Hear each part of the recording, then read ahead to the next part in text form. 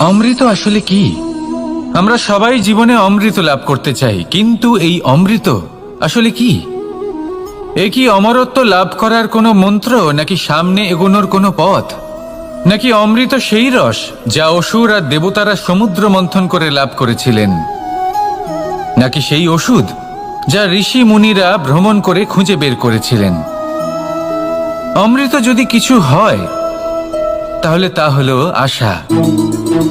কখনো কোনো মাতাকে দেখুন, উনি নিজের সন্তানকে কত আগলে রাখেন, তার যত্ন নেন, তার পালন পোষণ করেন, এই আশা নিয়ে যে পরবর্তী জীবনে এই সন্তান খুব বড় কিছু করবে, ওনাদের খুব ভালোবাসবে। এবার আগামী দিনে কি হতে চলেছে তা আমরা জানি না, পর মুহূর্তে কি হতে চলেছে তা আমরা জানি না, আগামী মুহূর্তে আপনি জীবিত থাকবেন কিনা সেটাও আমরা জানি না। কিন্তু আমরা অনেক বছরের পরিকল্পনা বানিয়ে ফেলি, সেটা অবশ্য মন্দ নয়। দেখুন, জীবন যাপন করার এই আশা, এটাই ভবিষ্যতের আধার হতে পারে। তাই এই আশা হলো গুরুত্বপূর্ণ, তাই একে নিজের সাথেই রাখুন। কথায় আছে যে ব্যক্তি নিরাশ হয়ে পড়েন, যার মধ্যে কোনো আশা বাকি থাকে না, তিনি হয়তো বেঁচে আছেন কিন্তু একটা মৃত জীবন যাপন করছেন। তাই এই আশার সঙ্গ কখনো ত্যাগ করবেন না, একে চিরকাল নিজের সাথেই রাখুন। জীবন আনন্দময় হয়ে উঠবে, আর এই হৃদয় তা ভালোবেসে বলবে রাধা রাধা। মানুষের সবথেকে বড় শক্তি কি? তার বাহুবল, অর্জন করা ধন, নাকি তার পেছনে দাঁড়িয়ে থাকা তার সমর্থক বা প্রশংসকদের দল, নাকি ঈশ্বরের আশীর্বাদ? সেটা কি? মানুষের সবথেকে বড় শক্তি হলো একটাই, আর তা সকলের মধ্যে আছে, আর তা হলো তার নিজের অস্তিত্ব, যা অন্য কারোর মধ্যে নেই। সংসারে অনেক লোক রয়েছেন, কিন্তু কেউ আপনার মতো নন। এটা হলো আপনার শক্তি, এ হলো আপনার নিজস্ব শক্তি। দুর্ভাগ্যবশত বেশিরভাগ মানুষ এটা বুঝতে পারেন না, নিজের শক্তিকে চিনতে পারেন না। কিন্তু যদি আপনি চিনতে পারেন, তাহলে আপনি নিজের অন্তরে অনুভব করবেন একটা অসীম শক্তির অস্তিত্ব। যে সাফল্যের পথে আপনি চলছেন, আপনি দেখবেন যে এই সাফল্যের দ্বার নিজে থেকেই খুলে গেছে। শুধু প্রয়োজন হলো নিজের এই শক্তিকে চিনে নেবার, নিজের এই বিশেষত্বকে বোঝার। কারণ এই যে আপনার বিশেষত্ব, এ কোনোদিনও আপনার থেকে দূরে চলে যাবে না, চিরকাল আপনার সাথে জড়িত থাকবে। যদি আমি বাহুবলের কথা বলি, সময়ের সাথে সেটা চলে যাবেই। যদি কথা বলি অর্জিত ধনের, তাহলে সময়ের সাথে সেটাও চলে যাবে। মিত্র, পরিবার, বন্ধু, আশীর্বাদ, এই সব কিছু আপনার থেকে দূরে চলে যেতে চলেছে, সেটা আপনিও জানেন। কিন্তু এই যে আপনার অস্তিত্ব, আপনার বিশেষ শক্তি যা শুধু আপনার সাথে আছে, তা চিরকাল আপনার সাথেই জুড়ে থাকবে। দরকার হলো শুধুমাত্র এটা চিনে নেওয়ার, নিজের উপর বিশ্বাস রাখার, আর জীবনে এগিয়ে চলার। আপনি যদি এটা করেন, তাহলে সবাই এটা দেখে আপনার থেকে শিক্ষা নেবেন। তাহলে এটাই করুন, আর আমার সাথে ভালোবেসে বলুন রাধা রাধা। জীবনে অনেক সময় আমরা সমস্যার জালে এমন ভাবে জড়িয়ে পড়ি যে আমরা বুঝতেই পারি না যে আমাদের কি করা উচিত, কার সাহায্য চাইবো, কার সাথে দেখা করব, বুঝতেই পারি না। অনেক সময় এমন হয় যে সমস্যা আমাদের থেকে শুরু হয় না, অন্য কারোর থেকে শুরু হয়। অনেক সময় এই সময় এমন খেলা খেলে যে আপনি সেই সমস্যায় ফেঁসে যান। কিন্তু সমস্যা যেখান থেকেই শুরু হোক না কেন, সেই সমস্যার সমাধান আপনাকে করতেই হবে। অনেক সময় মানুষ এমন বলেন, আমার অতীত এত বাজে, সেটা শুধরে কি হবে?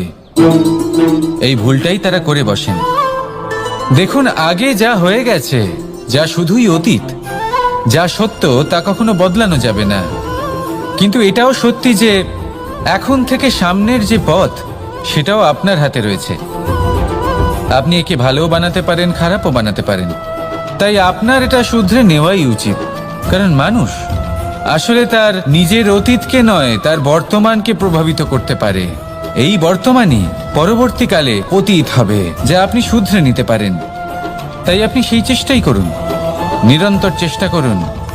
ধন্যাত্মক দৃষ্টিভঙ্গি নিয়ে নিজের বুদ্ধি প্রয়োগ করুন, সাহসের সদ্ব্যবহার করুন, যাতে আপনার আগামী সময় আপনি আরো ভালো করে তুলতে পারেন।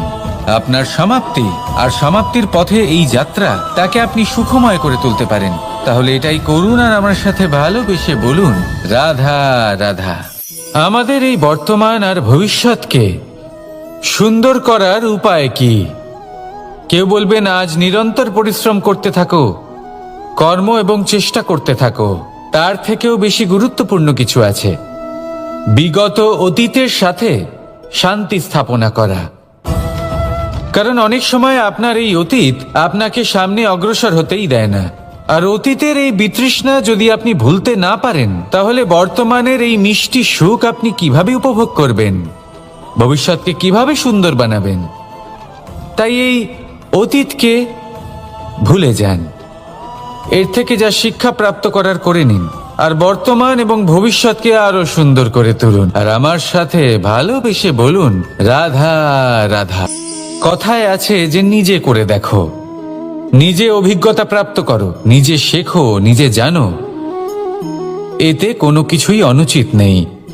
দেখুন, এমন নতুন কিছু করা যা আজ পর্যন্ত কখনো কেউ করেননি, তার থেকে যে অভিজ্ঞতা আসবে তা না শুধু আপনার জন্য বরং সবার জন্য লাভদায়ক হবে। যারা আপনাকে দেখে শিখছেন তাদেরও এতে লাভই হবে। কিন্তু সমস্যা কোথায় উৎপন্ন হয় সেটা আমি আপনাকে বলি। আমাদের জীবনকাল এতটাও বড় নয় যে প্রত্যেক কাজ করে আমরা অভিজ্ঞতা দ্বারা কিছু শিখতে পারবো। এবার ধরুন, এই যে আগুন গরম হয়, এটা জানার জন্য সংসারের প্রত্যেক মানুষকে আগুনে হাত দেওয়ার কোনো প্রয়োজন নেই। সংসারে অনেক লোক রয়েছেন, অনেক মহাপুরুষ ছিলেন, বিদ্বান লোক ছিলেন, বুদ্ধিমান লোক ছিলেন, যাদের অভিজ্ঞতা দ্বারা আমরাও শিখতে পারি। ওনাদের জীবনকে দেখে আমরাও অভিজ্ঞতা লাভ করতে পারি। যদি এটা করেন তাহলে জীবন আরো কিছুটা সরল হয়ে যাবে। নয়তো আমাদের কাছে তো বিকল্প রয়েছেই। আগুনে হাত দিয়ে দেখুন, সমুদ্রে ঝাঁপ দিয়ে দেখে নিন, অনেক বিকল্প রয়েছে। সিদ্ধান্ত আপনারই। তাই সঠিক সিদ্ধান্ত নিন আর আমার সাথে ভালোবেসে বলুন, রাধা রাধা। জীবনে যখনই আমাদের সামনে কোনো সংকট আসে, তখন আমাদের সামনে দুটো পথ খোলা থাকে। প্রথম পথ ভয়ভীত হয়ে যাওয়া, দ্বিতীয় পথ সাহসের সাথে তার সম্মুখীন হওয়া। এই দুইয়ের উদ্দেশ্য সমান, লক্ষ্য হলো সমান, আত্মসুরক্ষা, জীবন রক্ষা। কিন্তু ভয়কে দুর্বল মনে করা হয় আর সাহসকে আপনার বল বলে মনে করা হয়। কারণ হলো এটাই যে ভয়, তা হলো শুধুমাত্র একটা প্রতিক্রিয়া, আর সেইখানে সাহস, এটা হলো একটা নিশ্চয়, একটা প্রতিবদ্ধতা। আর যদি সাহসের সাথে আপনি সংকটের সম্মুখীন হন, তাহলে হয়তো সেই সংকট আপনি চিরকালের মতো দমন করতে পারবেন। কারণ বিপদ যখন আসে তখন সর্বপ্রথম আমাদের দ্বন্দ্ব হয় এখানে, মনে। সেই বিপদের সম্মুখীন আমরা এখানে হই। যদি এই হৃদয়কে, এই মনকে আপনি সাহসী করে তুলতে পারেন, তাহলে তাতে কখনো ভয় আসবে না। আর সেই বিপদের সম্মুখীন হওয়াও সরল হবে, জয়লাভ করাও সরল হবে। তাই নিশ্চিত রূপে সাহস হলো অধিক শ্রেষ্ঠ। জীবনে যখনই কোনো সংকট আসবে, তখনই সাহসের সাথে তার সম্মুখীন হন আর আমার সাথে ভালোবেসে বলুন, রাধা রাধা। পরিস্থিতি কখনো এটা ভালো থাকে, আবার কখনো মন্দ হয়ে যায়। কখনো এই পরিস্থিতি আমাদের পক্ষে থাকে, আর কখনো এই পরিস্থিতি অনুযায়ী আমাদের চলতে হয়। কোনো বিকল্প থাকে না। কিন্তু যখনই এই পরিস্থিতি খারাপ হয়ে যায়, তখন কি করা উচিত সেই প্রশ্ন মনে জেগে ওঠে। পরিস্থিতি যখন প্রতিকূল হয়, তখন আমরা কিছু হারালে তা হারিয়ে ফেলি, ঠিক আছে, কিন্তু যা বাকি আছে সেটা আমরা আগলে রাখতে পারি। পরিস্থিতিকে সামলে রাখার চেষ্টা আমরা অবশ্যই করতে পারি, শুধু সেটুকুই আমাদের হাতে রয়েছে। কিন্তু এর থেকেও বড় সমস্যা আছে, অহংকার। কখন প্রবেশ করে আমরা জানতেও পারি না। এই অহংকার আপনাকে বুঝতেও দেবে না যে আপনি সত্যি কিছু হারিয়েছেন। আপনার কিছুই যাবে আসবে না। দেখতে গেলে আকাশের সূর্য নিজের প্রকাশ হারিয়ে ফেলে যখন অন্ধকার ঘনিয়ে আসে। তাহলে আমরা কে হই? ওনার সামনে তো কিছুই নই। এই অহংকার আমাদের দমন করতেই হবে। এটা বিশ্বাস করতে হবে যে এই সমগ্র সৃষ্টিতে আমরা শুধুমাত্র একটা কণা, তার থেকে বেশি আর কিছুই নয়। বিশ্বাস করতে হবে যে আমরা ততটাও বড় নই যে কখনোই কিছুই হারাবো না। এবার যেদিন এই জ্ঞান আপনি আত্মস্থ করে নিজের আচরণ পাল্টাবেন, মনে রাখবেন সেই দিনই অহংকারকে দমন করতে আপনি পথে অগ্রসর হয়ে পড়েছেন। এই অহংকারকে দমন করুন আর আমার সাথে ভালোবেসে বলুন, রাধা রাধা। তালা অনেক পুরনো একটা আবিষ্কার। যবে থেকে এই সংসারে বহুমূল্য বস্তু নির্মিত হয়েছে, তবে থেকেই এই তালা নির্মাণ হয়েছে। তবে থেকে এর ব্যবহার করা হয়েছে যাতে উচিত সময় এলে পরে আমরা আমাদের বহুমূল্য জিনিসগুলো সুরক্ষিত রাখতে পারি এবং সময় এলে পরে বের করে সেগুলি ব্যবহার করতে পারি। এবার একটা গুরুত্বপূর্ণ তথ্য আছে যেটা জানা অত্যন্ত গুরুত্বপূর্ণ, এবং সেটা হলো যে একটা তালা নির্মাণের পূর্বে তা খোলার যন্ত্র অর্থাৎ তার চাবিটি নির্মাণ করা হয়, এবং এটাই জীবনের খুব বড় একটা শিক্ষা প্রদান করে যায়। আমাদের জীবনে যখনই কোনো সমস্যা আসে তখন ভয়ভীত হওয়ার কোনো দরকার নেই, কারণ এই প্রকৃতি, এই ঈশ্বর এই সমস্যার সমাধান তথা এর চাবি আগে থেকেই নির্মাণ করে রেখে দিয়েছেন। শুধু দরকার হলো সেই সমস্যার ঊর্ধ্বে উঠে সেই সমাধান খুঁজে বের করা। মানুষ অনেক সময় সমস্যা দেখে ভীত হয়ে পড়েন, চিন্তিত হয়ে পড়েন, নিজের বিবেক হারিয়ে ফেলেন। আপনার শুধু এই মনকে শান্ত করা প্রয়োজন। এই শান্ত মনের সাথে এই সমস্যার নিবারণ খুঁজে নিতে হবে। তাই সমস্যা যতই তীব্র হোক না কেন, ভয় পাওয়ার কোনো প্রয়োজন নেই। পরম শান্ত মনে সমাধান খুঁজে বের করুন। আসুন আমার সাথে ভালোবেসে বলুন, রাধা রাধা। মানুষ বড়ই বিচিত্র প্রাণী। অধিক থেকে অধিকতর ধন লাভ করার চেষ্টায় নিজের শরীরকে নষ্ট করে ফেলেন, নিজের শক্তি হারিয়ে ফেলেন, নিজের সামর্থ্য হারিয়ে ফেলেন। আর যে ধন লাভ করেন সেটা কোথায় যায়? সেই শক্তি, সেই সামর্থ্যকে আবার ফিরে পাওয়ার জন্য। আর কিছু মানুষ জীবন এমনভাবে যাপন করেন যেন তা কখনোই শেষ হবে না, কিন্তু শেষ তো সবারই হবে। আর যখনই শেষটা কাছে চলে আসে তখন মানুষ এটা বুঝতে পারেন যে সে জীবনকে উপভোগ করেননি। তার কারণটা কি? লালসা। এই লালসা জন্ম দেয় লোভকে, আর এই লোভ জন্ম দেয় আপনারই বিনাশকে।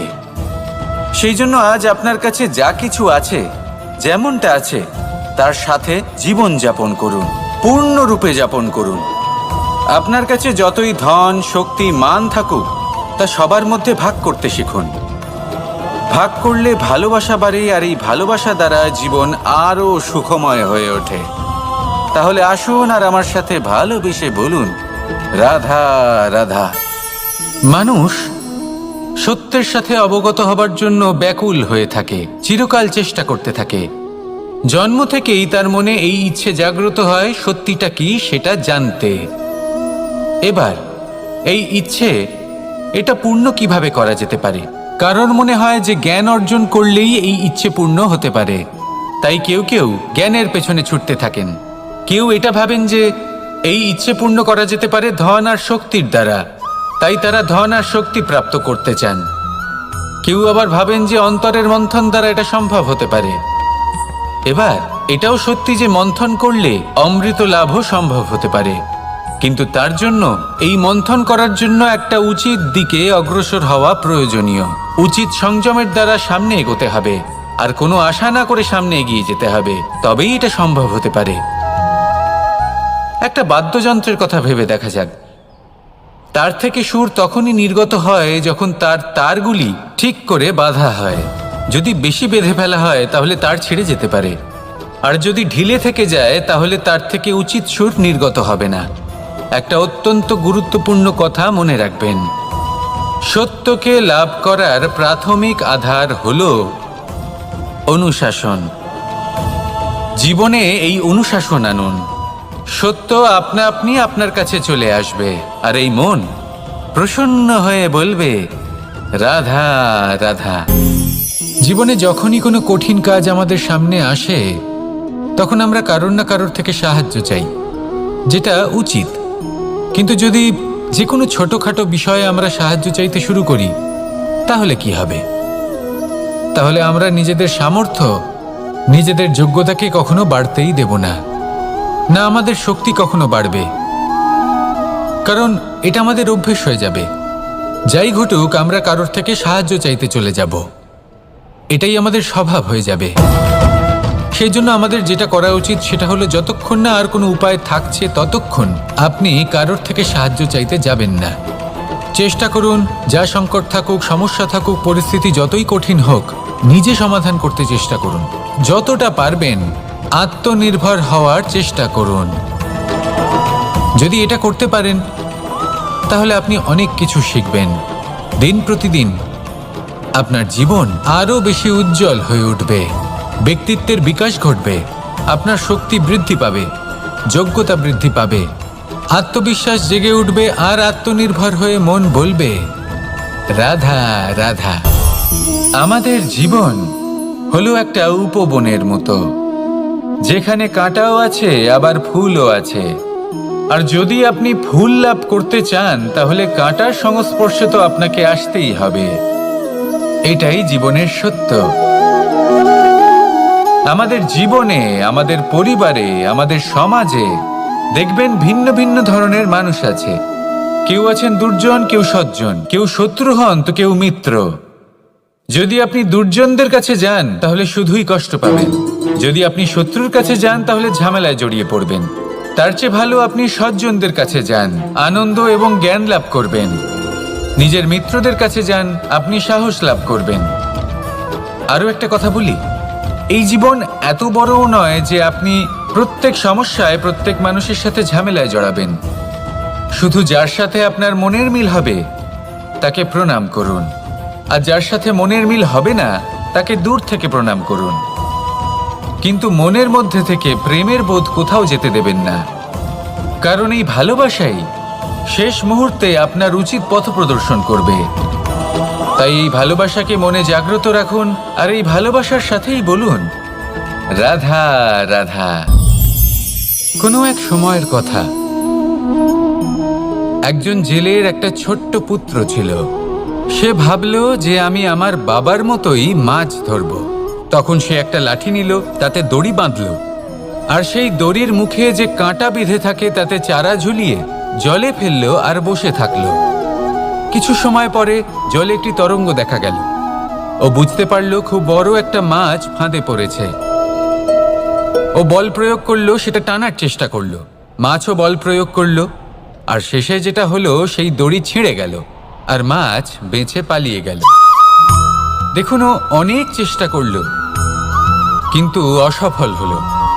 কখনো অধিক বল প্রয়োগ করলো, আবার কখনো কম বল, কিন্তু কিছুতেই সফল হলো না। ও পঞ্চমবার প্রচেষ্টা করলো, না বেশি বল প্রয়োগ করলো না কম, ততটাই বল প্রয়োগ করলো যতটা পর্যাপ্ত, ঠিক ততটাই বল, যতটা বল সেই মাছ প্রয়োগ করলো। আর শেষ পর্যন্ত জীবনে প্রথমবার ও মাছ ধরতে সফল হলো। এবার এই কথার সারমর্ম কি? ভারসাম্য। এটাই হলো জীবনের সবথেকে বড় নিয়ম। আমাদের সবার জীবনে সমস্যা রয়েছে, কখনো মন দিয়ে ভেবে দেখবেন।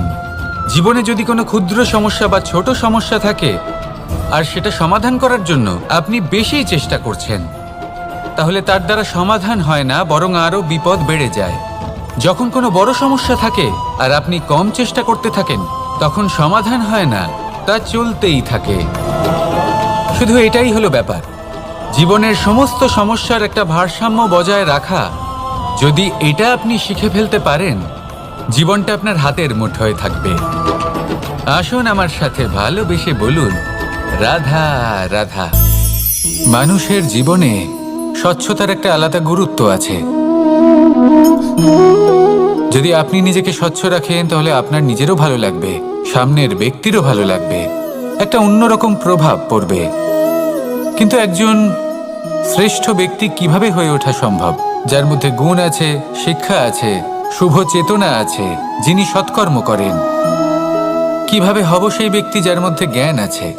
শুধুমাত্র স্বচ্ছ থাকলে তো তা হওয়া সম্ভব নয়। প্রথমে আপনাকে বুঝতে হবে যে মানুষের মধ্যে 4টি মূল তত্ত্ব আছে। প্রথম হলো তার শরীর, যার দ্বারা উনি যে কোনো কর্ম করে থাকেন। দ্বিতীয় তত্ত্ব হলো তার মন, যার দ্বারা কোনো কর্ম করার জন্য সে নিজেকে প্রেরণা দিতে থাকে। তৃতীয় তত্ত্ব হলো বুদ্ধি, যে কর্ম আমরা করতে চাই, যে লক্ষ্যে আমরা পৌঁছতে চাই, সেটা আমরা কিভাবে কোন পথে করব সেটা স্থির করা যায় বুদ্ধি দিয়ে। আর চতুর্থ তত্ত্ব হলো আত্মা। আত্মা হলো এমন এক তত্ত্ব যার কোনো সমাপ্তি নেই। আত্মা হলো অজয়, কিন্তু এরও শুদ্ধিকরণের প্রয়োজন হয়। এই 4টি তত্ত্বের শুদ্ধিকরণ করতে থাকুন, এতে নির্মল রাখুন, শুদ্ধ রাখুন। এবং এটা কিভাবে হবে? শুভ চেতনা দ্বারা, জ্ঞানের দ্বারা, এবং সবথেকে বেশি গুরুত্বপূর্ণ প্রেমের দ্বারা। আসুন আমার সাথে ভালোবেসে বলুন, রাধা রাধা। একে বালি বলুন, মাটি বলুন বা ধুলো বলুন, এ দিয়ে কত কিছু করা সম্ভব। এ দিয়ে আপনি নিজের বাসস্থান নির্মাণ করতে পারেন, প্রাচীর গড়ে তুলতে পারেন, অট্টালিকা নির্মাণ করতে পারেন। কিন্তু যদি এই বালিকে আপনি মুষ্টিবদ্ধ করে রাখতে চান, তাহলে তা হাত থেকে ফসকে যাবে। আপনি কখনোই একে মুষ্টিবদ্ধ করতে পারবেন না। এরকমই হয় আমাদের জীবন, আর এরকমই হয় সময়। এই মুষ্টিবদ্ধ করা বালির মতো। সময়কে আমরা বাধা দিতে পারবো না, আটকেও রাখতে পারবো না। এ হলো প্রবাহমান। জন্ম থেকে মৃত্যু পর্যন্ত এই যে সময়, তা খুবই সীমিত। আর এই সময় আমরা যেটাই করি তার দ্বারাই আমাদের মূল্য নির্ধারিত হয়। আর এই সংসার থেকে চলে যাওয়ার পরেও এই সংসার এই সব কর্মের জন্যই আমাদের মনে রাখে।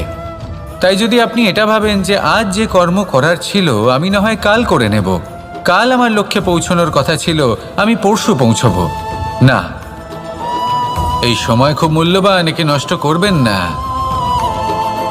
এই সময়কে সদ্ব্যবহার করুন, মহান হবার পথে অগ্রসর হন। একে যদি মুষ্টিবদ্ধ করে রাখার চেষ্টা করেন, এই সময় থেমে থাকবে না। আসুন আমার সাথে ভালোবেসে বলুন, রাধা রাধা।